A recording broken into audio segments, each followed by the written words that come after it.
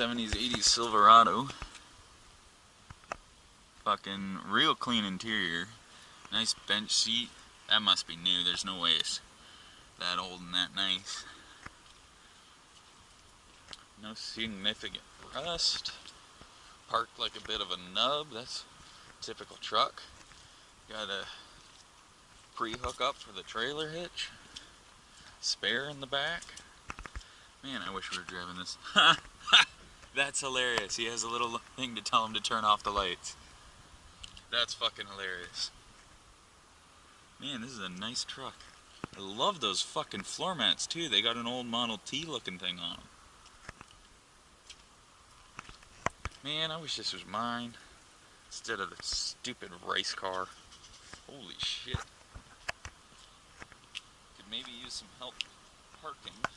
And there's a little bit of rust on the top. Oh man, what is with the obsession with fucking Transformers, man?